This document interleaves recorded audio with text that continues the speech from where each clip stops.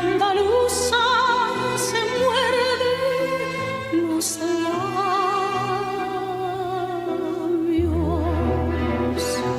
por no llorar, por no poder vengar su engaño.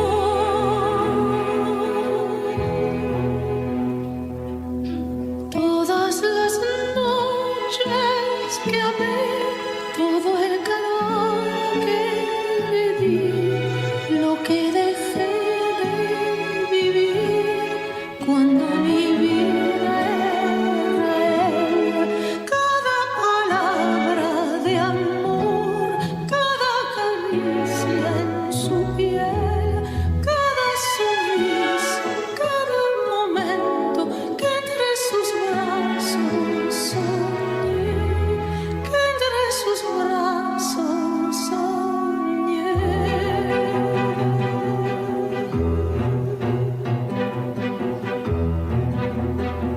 Ay, andaluza de piel morena, melena al viento, mirada inquieta, como un puñal clavada en ti, la belleza no brilla tanto la luz de una estrella. Has de guardar esa pasión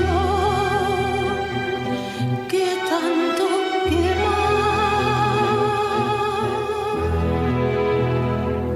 Una mañana otro hombre vendrá, brisa de mar, donde tú estás, donde tú estás. Dos ojos negros se tornan y sueñan. Hoy volverá a sonreír la luna llena.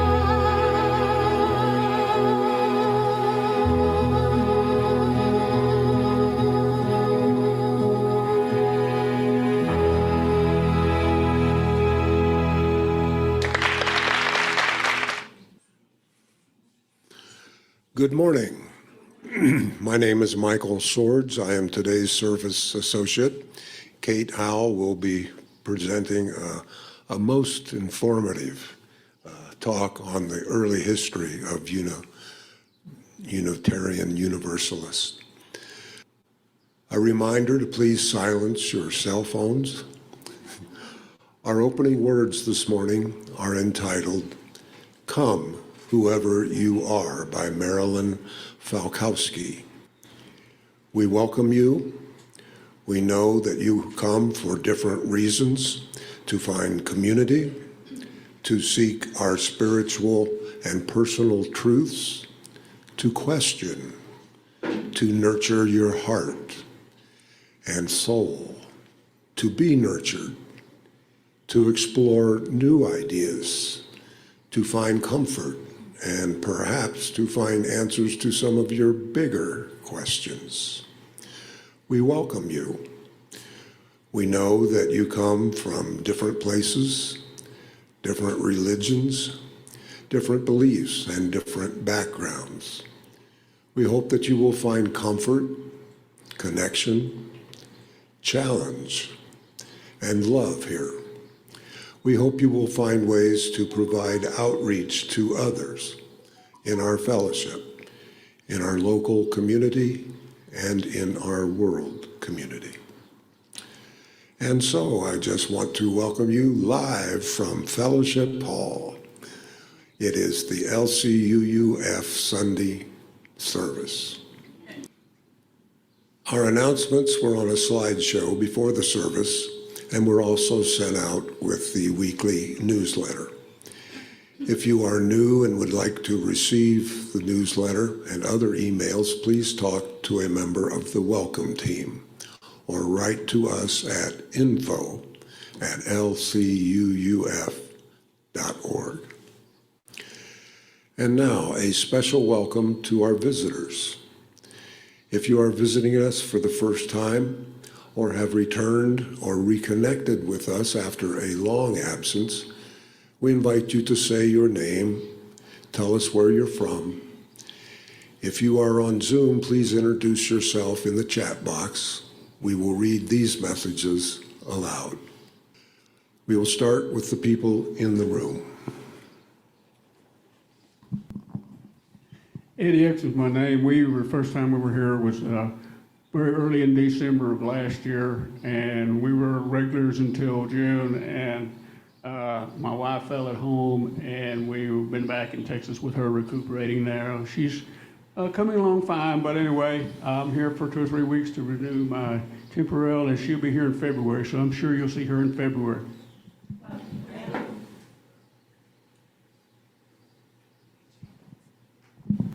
I'm Elizabeth. I live here. I haven't been here for 4 years, and I was only here once before COVID. I grew up in a Unitarian fellowship in New Jersey, so this was a big draw. Do we have any greetings from Zoom today? No visitors on Zoom today. Okay. And just a brief note, we offer a wide variety of services and on various topics presented by our members, outside guests, as well as our minister, Reverend Matt Alspaugh. We hope you will return to sample this variety of thought and belief. Our chalice lighting words today are by Devorah Kelly.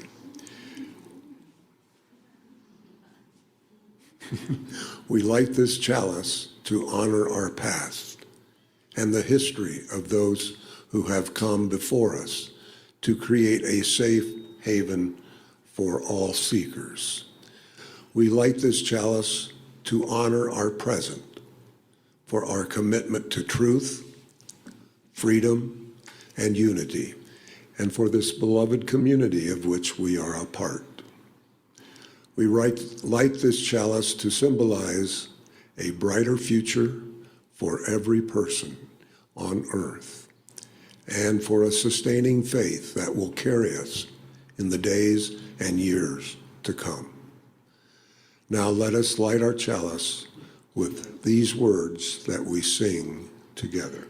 We kindle this light in celebration for the life that we share.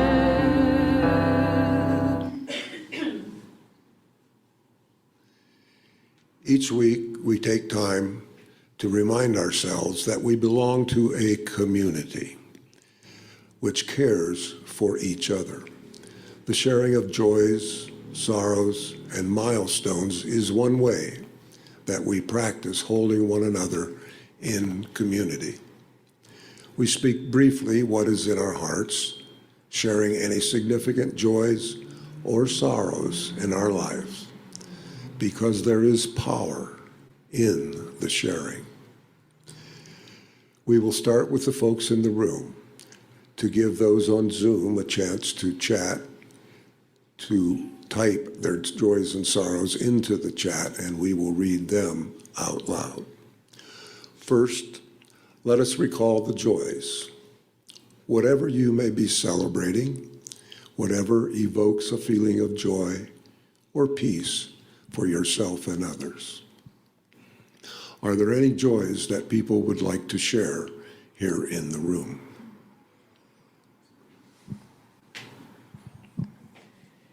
I'm Devorah, and the hardest part about living here is that I'm no longer near my kids and my grandson. But I just found out recently that my daughter's coming for a week in February, and I just found out this morning my daughter-in-law is coming for a week in February. Not the same week, so I get 2 weeks of family in February. That makes me happy.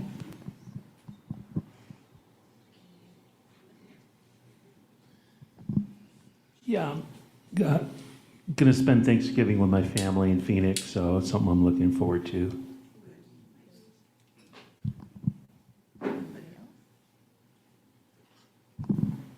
Our daughter's here for a spontaneous visit, not for Thanksgiving, but for her birthday. And no, she's not with me because, like her father, she enjoys her lazy Sundays.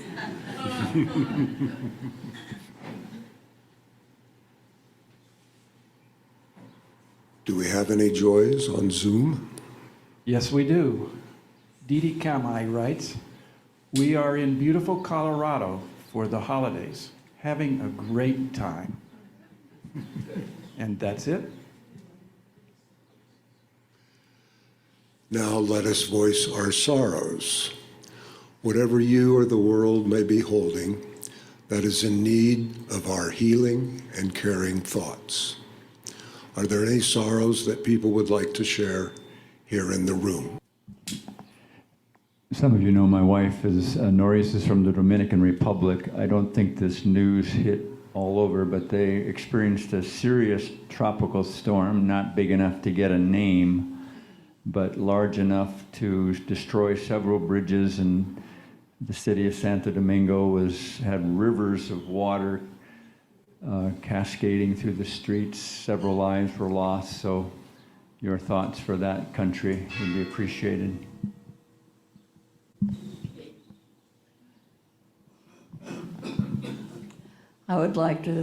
My name is Sue. I would like to light a candle of sorrow for all the women and children, both Arab and Israelis, that are being slaughtered every day. Enough And already. there are no sorrows to be shared on Zoom today. And this candle from our care team represents the joys and sorrows that we hold in the silent sanctuary of our hearts. We light this candle for all those unspoken sorrows and joys. Let us share a moment of silence to hold in our hearts both the sorrows and joys that have been shared this morning.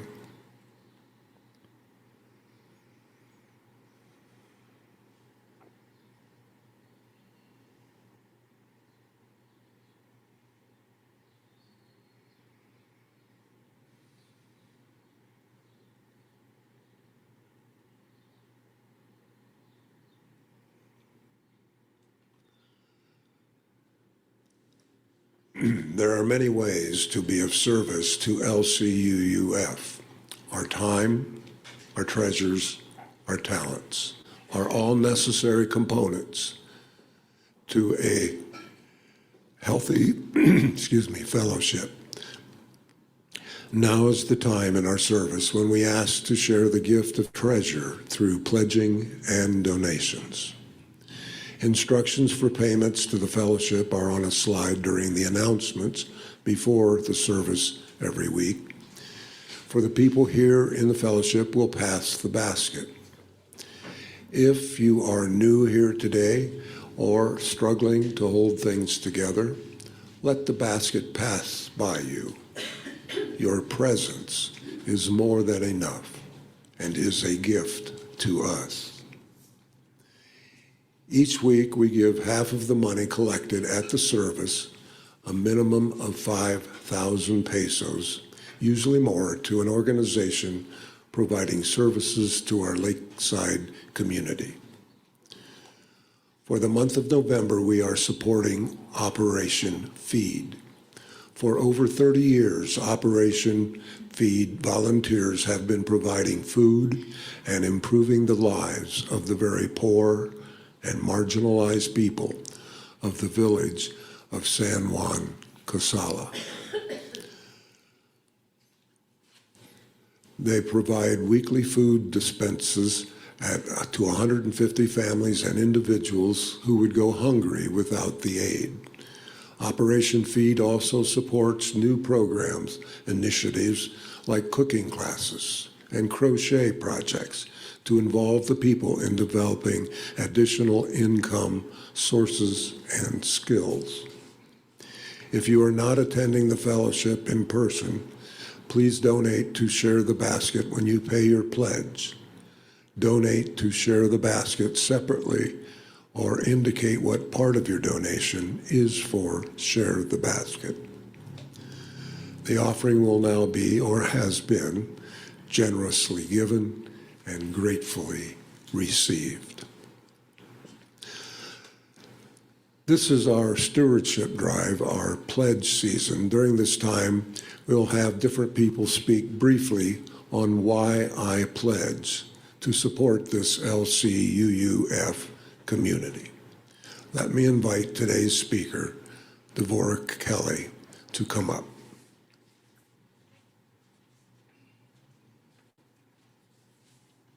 Good morning. Good morning. So a pledge, which is this is our pledge campaign time, a pledge is a solemn promise or an agreement to do something. When I make a pledge to LCUUF, I'm promising that to the best of my ability, I will give not just my time and my talents, but my treasure, also known as money, for the same reason. But I want to deviate for just a minute and talk about stewardship, which involves money for sure, but it is so much bigger than just money. So stewardship is the careful and responsible management of something that's been entrusted to one's care. Basically, stewardship means to take care of something. For me, and I'm assuming for the rest of you here at LCUUF, that means it's how we take care of each other, how we're in right relationship with each other, how we continue together to build this beloved community. And that takes a commitment from every single person. And that's why, for as long as I've been a UU, which is over 30 years now, which is incredible to me, I've pledged not just my time and my talents, but my treasure to be a good steward of the church that I belong to. And I do that because I want to ensure that Unitarian Universalism, our liberal religion, our liberal faith tradition, is here for anyone seeking a spiritual home. And that takes resources. So as Al said 2 weeks ago, what we're looking for is 100% participation. And that means no matter how much, how little you give, we'd love to see your name on a pledge card, even if it's $1 a month. I'm going to do my part. I will increase my pledge again this year because that's important. And I hope that you will also. My minister back home would say, when he would take the baskets from the collection, or when he's asking for the collection, give what you will, for you are a generous people. For in giving, no matter the amount, you're making a promise to be good stewards for LCUUF, so that it will be here for us as we continue on, and for people who we may never even meet in the future. So thank you for your time, your talents, and your treasure.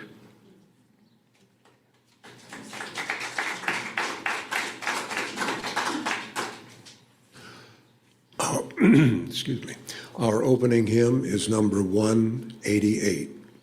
Come, come, whoever you are.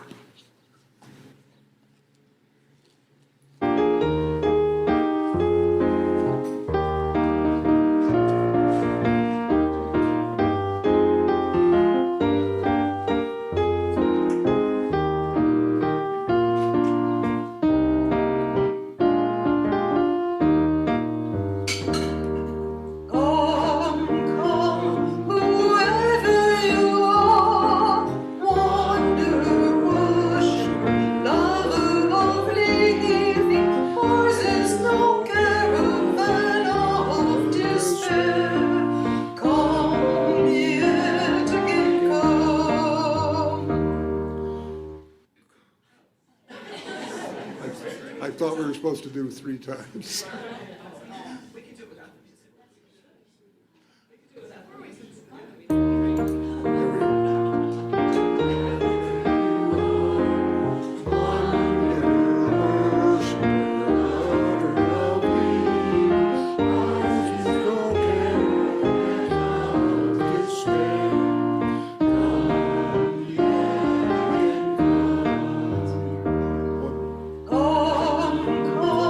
Whoever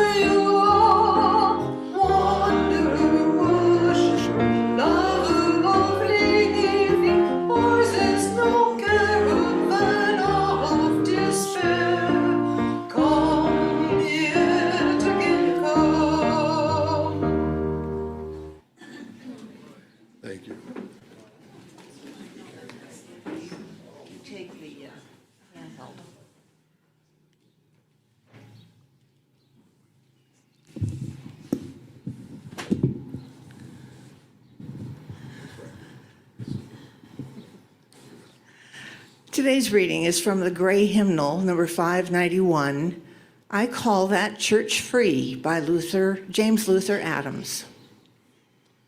I call, there we go. I call that church free, which enters into covenant with the ultimate source of existence, that sustaining and transforming power not made with human hands. It binds together families and generations, protecting against the idolatry of any human claim to absolute truth or authority. This covenant is the charter and responsibility and joy of worship in the face of death as well as life. I call that church free, which brings individuals into a caring, trusting fellowship that protects and nourishes their integrity and spiritual freedom, that yearns to belong to the church universal. It is open to insight and conscience from every source. It bursts through rigid tradition, giving rise to new and living language, to new and broader fellowship. It is a pilgrim church, a servant church, on an adventure of the Spirit. The goal is the prophethood and priesthood of all believers, the one for the liberty of prophesying, the other for the ministry of healing. It aims to find unity in diversity under the promptings of the Spirit that bloweth where it listeth and maketh all things new.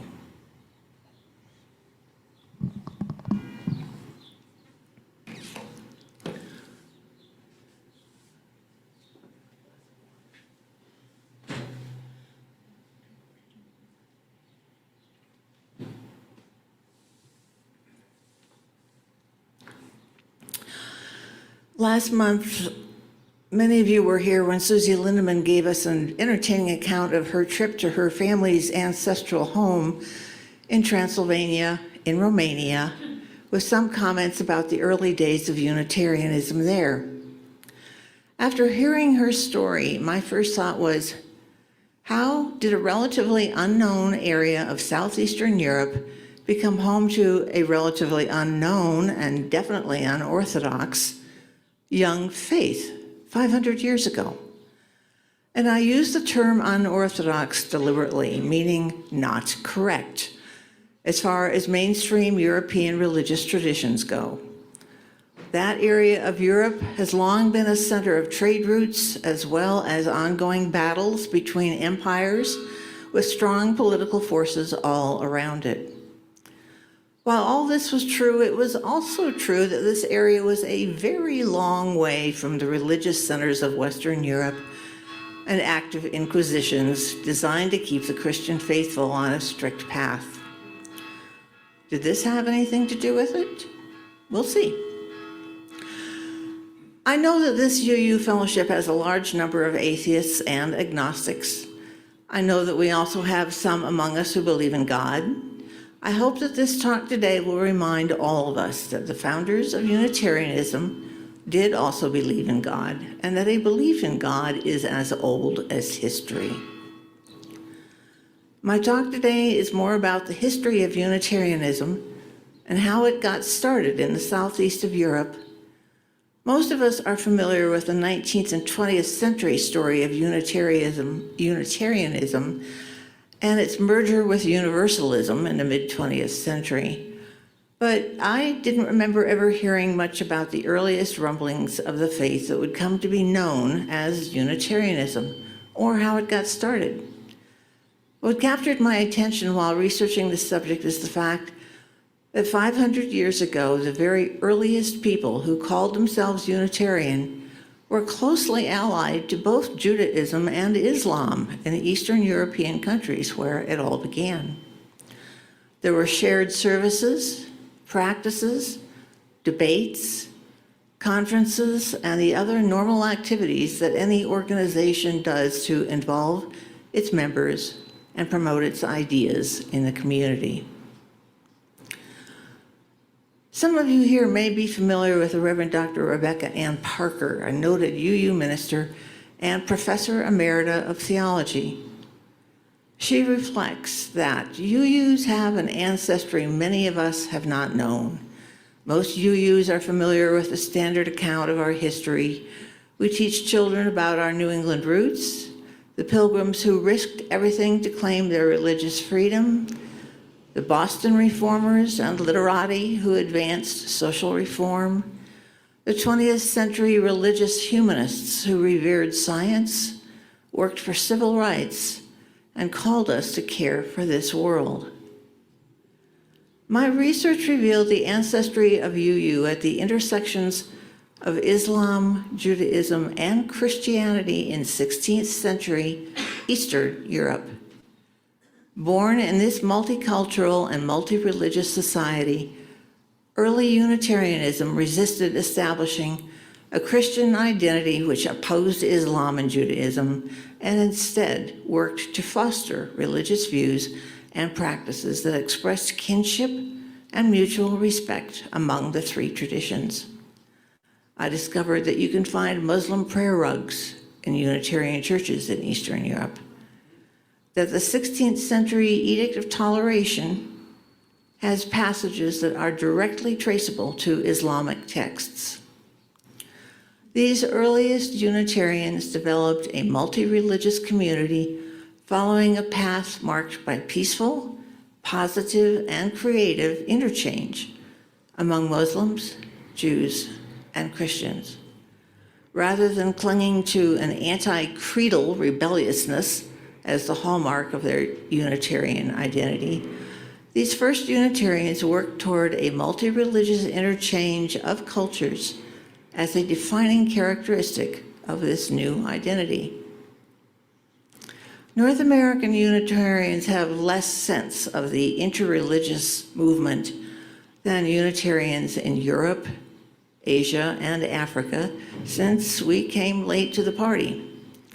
Unitarianism can be found in many places: India, the Philippines, Uganda, Peru.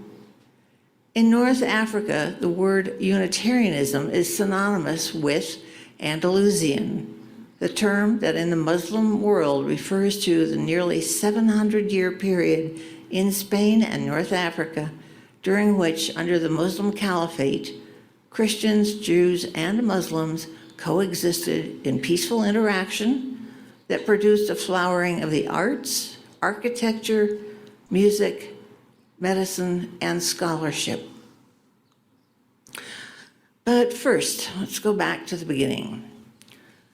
The Council of Nicaea in 325 formally separated the early church from its Jewish origins by formally establishing that Jesus and God shared in the same divine substance. Up until then, the early church had permitted a variety of understandings on the nature of Jesus as teacher or prophet, but not as God. After Nicaea, Christians had to subscribe to a creed that asserted that Jesus was also divine. Those who, for whatever reasons, did not accept this theology were branded heretics, were declared anathema, and cast out of the church. Christianity was trying desperately to separate itself from Judaism. Athanasius, the Bishop of Alexandria, on the right, was very forceful in promoting the need to separate the new faith from the Jewish faith. Part of his agenda in this was to discredit another bishop, Arius, the one on the left, a distinguished theologian and much-loved cleric of the time. Arius did not accept the divinity of Jesus. He believed that Jesus was begotten. You're all familiar with all the begats in the Old Testament, meaning that there was a time before his birth when he did not exist, as opposed to God, who is eternal.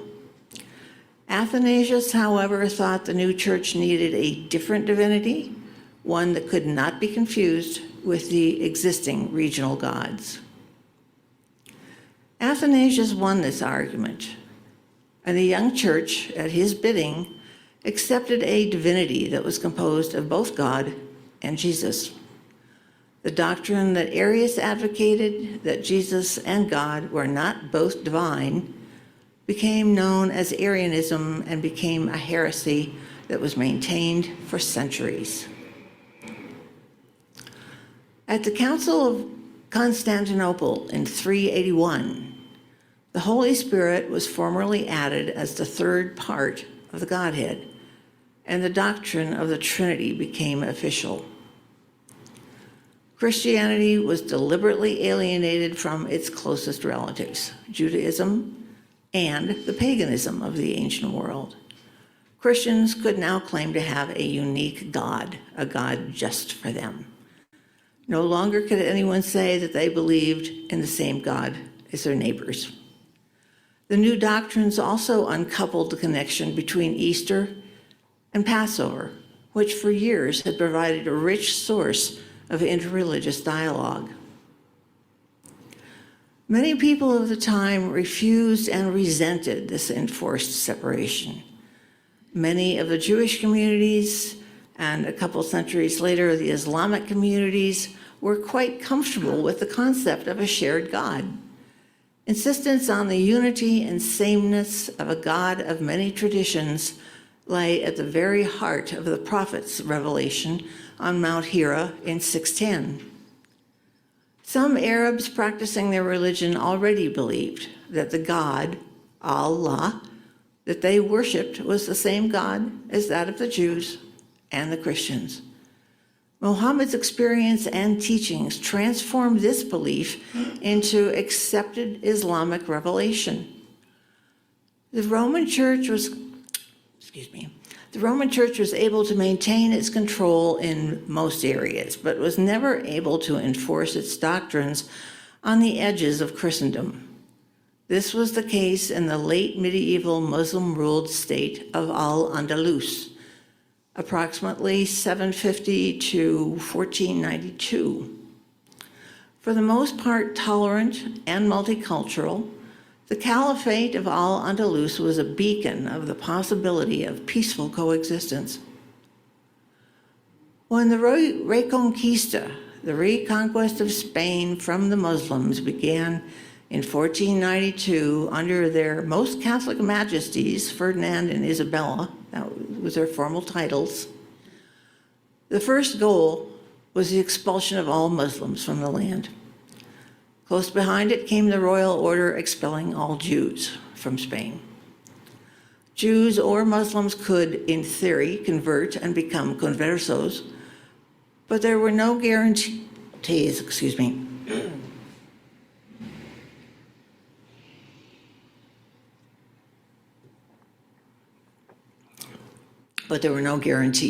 and many Jews and Muslims fled to the Islamic-ruled Middle East and areas of Eastern Europe under the Orthodox faith based out of Constantinople.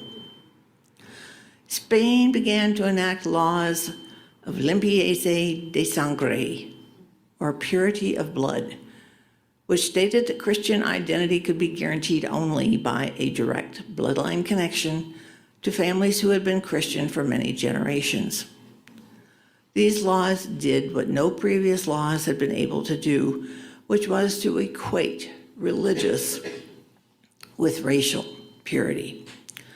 Historians suggest that this obsessive linkage of racial purity and religion gave birth to modern anti-Semitism, the prejudice against Jews on account of their racial identity, as opposed from anti-Judaism, which is based on religious identity.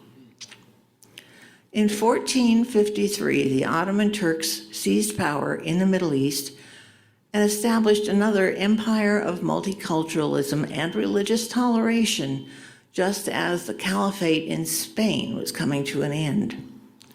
During the decades following the Reconquista, many independent and brilliant thinkers who fled Spain ranged across Europe or fled to the new Ottoman-ruled areas in the East in search of toleration. One of these was Michael Servetus, a liberal Jew who lived for a while in France, where he worked under an assumed name as an editor and later as a physician. A fervent anti-Trinitarian. Notice that they are not Unitarians yet. He published works against the accepted Christian doctrine, expounding a tolerant and open doctrine. Unloved by the Roman Church, he was also unloved by the newer anti-Catholic Protestants. He sent a copy of one of his tracts to John Calvin in Geneva. Calvin was no fonder of him than the Inquisition had been, and had him executed in Geneva in 1553. Servetus is often cited as one of the primary influences on the founders of modern Unitarianism. The next generation of anti-Trinitarians included a man named Jacob Paleologus.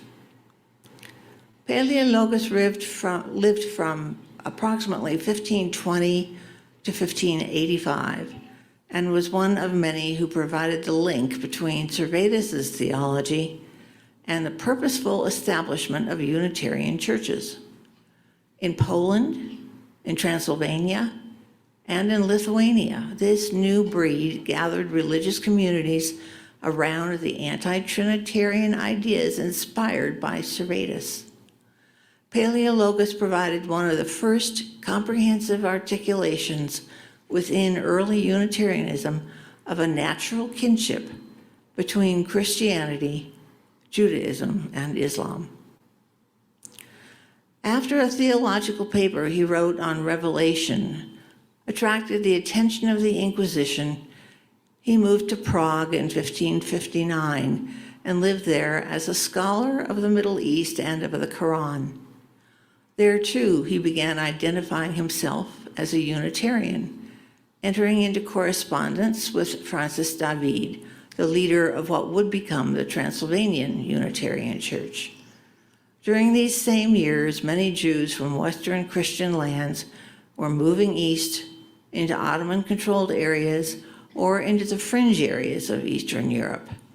Poland, Lithuania, Transylvania, and Turkey all provided relatively safe and occasionally even welcoming areas for the Jews. Anti-Trinitarian scholars already living there found they shared ideas in common with these new arrivals. Following the Reformation, Christian churches in these outlying areas were less concerned with conformity to Roman doctrine and were more interested in hearing what these other believers had to say. Public debates were held among Jews and other anti-Trinitarians. At one debate, so the story goes, the specific request was made that no language that was not biblically based, which meant the Torah or Old Testament, be allowed into the debate, thereby removing in one sweep any discussion of the Trinity. The Ottoman Empire, by and large, allowed regional kings to maintain their kingdoms and provided a political culture of tolerance. One of these regional kings was John Sigismund, King of Hungary and Governor of Transylvania, born in 1540. Transylvania at this time served as a buffer state between areas directly controlled by the Habsburg, the Austro-Hungarian ruling house, and the Ottomans. It became one of the safest places in Europe for the development of progressive Protestantism. In 1568, King John Sigismund, newly converted to Unitarianism, issued the Edict of Torda, which historians celebrate as the first European policy statement of expansive religious tolerance. Rather than establishing his own faith as the national religion and compelling his people to adopt it, the usual practice among rulers, the edict made it legal for his subjects to practice their own religious traditions. It allowed congregations to pick their own preachers, keeping church and state authorities from posing unpopular theology on the people. Traditional accounts hold that Sigismund's brilliant Unitarian court preacher, Francis David, on the left, was singularly responsible for inspiring the ruler to issue the Edict of Torda. Another member of the royal court, Giorgio Biandrata, is known in Unitarian history as the person most instrumental in coalescing anti-Trinitarian theologies into an intentional Unitarian church. The importance of the tolerance and openness of the Ottoman rulers to religious and cultural diversity cannot be overestimated or overappreciated in the flowering of the new religion. The Ottomans permitted a variety of religious and cultural expressions for reasons of bureaucratic expediency in their expanding empire, but tolerance was also deeply rooted in their own legal, cultural, and religious traditions. Any monotheist willing to accept the political rule of the Ottomans was given protection and legal rights by the empire. As a result, both Jews and Unitarians paid a special tax and in return were treated the same as Muslim subjects. Toleration thus derived from Ottoman policy, Ottoman bureaucratic structure, and Ottoman interpretation of Islam, which was in most instances stunningly liberal, cosmopolitan, and pluralistic. As anti-Semitism increased elsewhere in Europe, Jews found the Ottoman Empire an enormously hospitable place, and a learned diasporic community grew and thrived within its borders. Ottoman flexibility also allowed Unitarians to publish some of their more radical literature in Turkey and smuggle it into Transylvania. By the late 16th century, Jews in the northern regions of Eastern Europe were becoming increasingly persecuted as some of the ideas of racial purity filtered north from the Spanish Inquisition. By the 17th century, Unitarians, as they were known by now, were occasionally threatened with persecution if they didn't distance themselves from their Jewish practices and support of the Jewish communities. Unfortunately, subsequent centuries have seen the history of the Islamic Ottoman influence on Transylvanian Unitarianism rewritten, as revisionism has emphasized the importance of Hungarian and Slavic patriotism, with a corresponding animosity to an Islamic religious and political enemy. One of the political results of the Reformation was an identification of Hungarian patriotism with liberal Protestantism. Hungarian nationalists have represented Unitarianism as a national religion, sprung fresh and whole from Hungarian soil. Crediting their historical enemy, the Ottoman Empire, later the country of Turkey, with having inspired Unitarianism is theologically, ethnically, and politically threatening. The development of Unitarianism in North America in the 17th and 18th centuries was subject to the anti-individualism and need for conformity among the early New England Puritans. Tolerance for conflicting opinions was also not high on the list for early Congregationalists, even though Unitarianism did eventually grow out of the liberal wing of that faith. Unitarianism has provided a tightrope that North American religious communities have had to walk. One side being the doctrines of the mainstream Protestant churches, the faith in the Trinity, and thereby an acceptance by the larger community. And the other side being a too extreme individualism that would allow inclusion of other belief systems which would pull away from the underlying faith in a single God.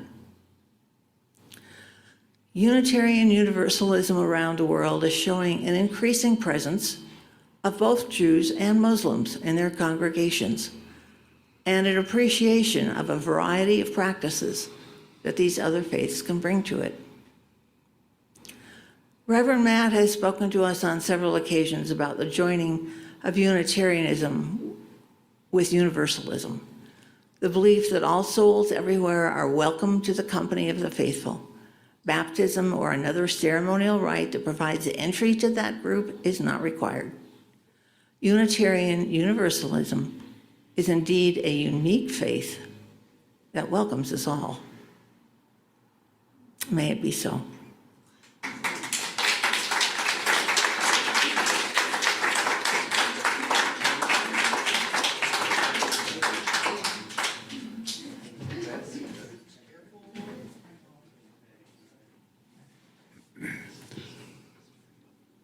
Our closing hymn is number 6, Just as Long as I Have Breath.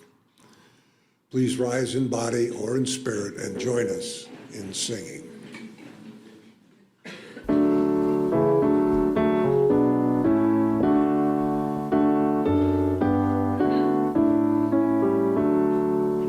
Just as long as I have breath, I must answer yes to life.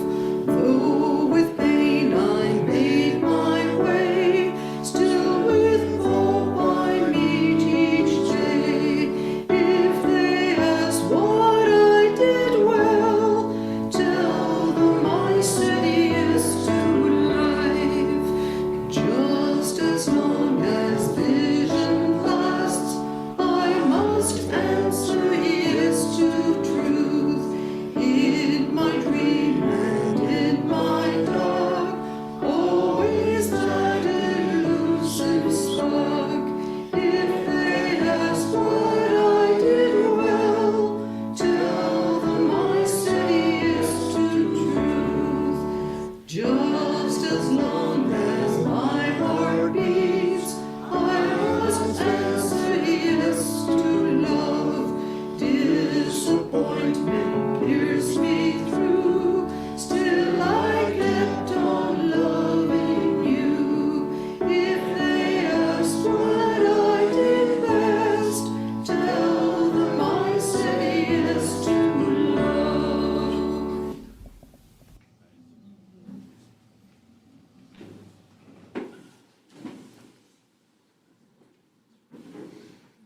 Our closing words. Oh, wait a minute here.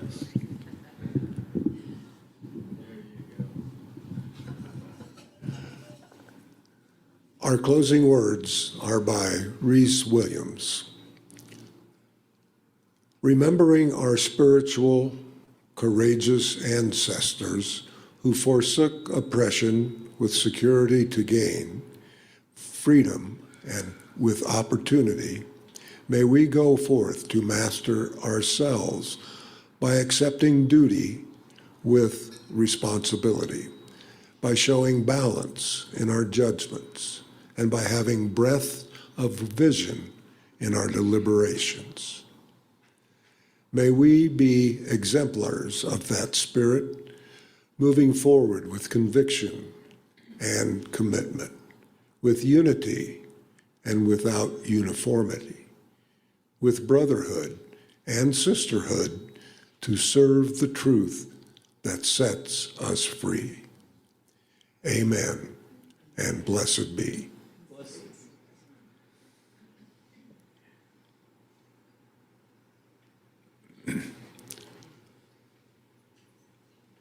Let us extinguish our chalices with these words, which we read together. We extinguish this flame, but not the light of truth, the warmth of humility, or the fire of commitment. Keep these in our hearts and share with all the world.